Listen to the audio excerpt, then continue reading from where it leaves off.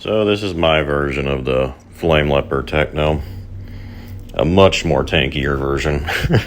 Even though, I mean, every Techno build in this game is pretty much a tank. So this is more of just a personal preference. I just like knowing that I'm even tankier.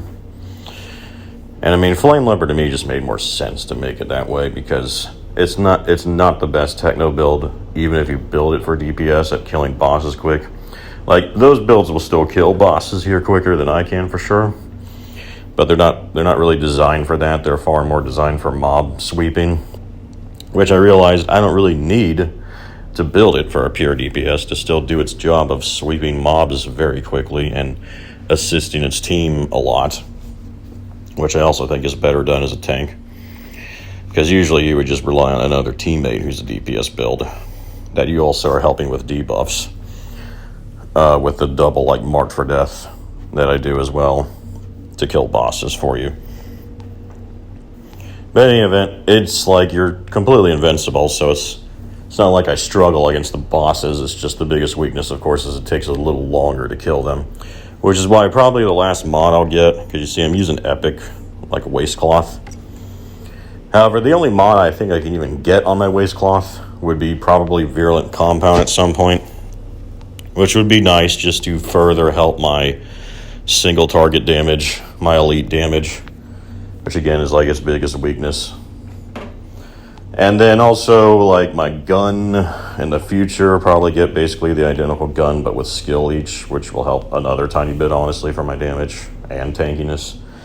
And also, instead of Concentration Blast, which is a relatively weak mod, probably like, I'm thinking like Legendary Minefield, actually, because that'd be nice to have. It goes, I just really want it mostly for looks, because it just goes with the explosives. Like having Legendary Minefield with Dimensional Rockets and Critical Point, so I'm just always spamming that stuff.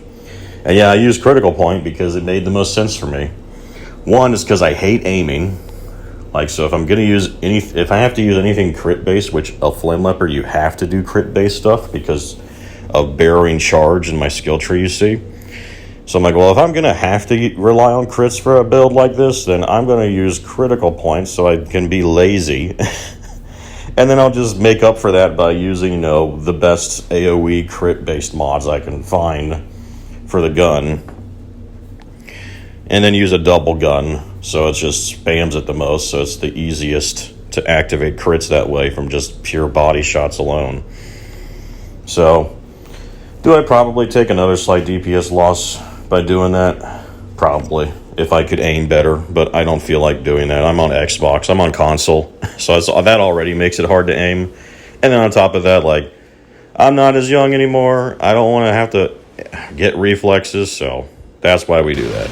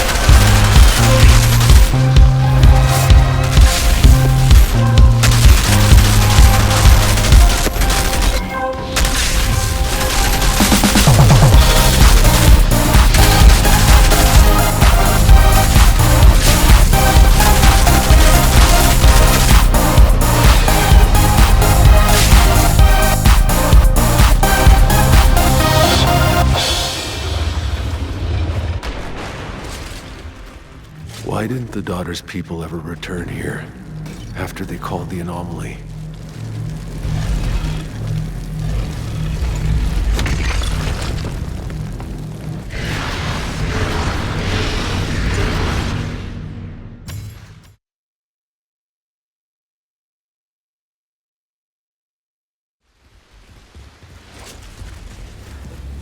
I never heard about this city in the stories of the Pax.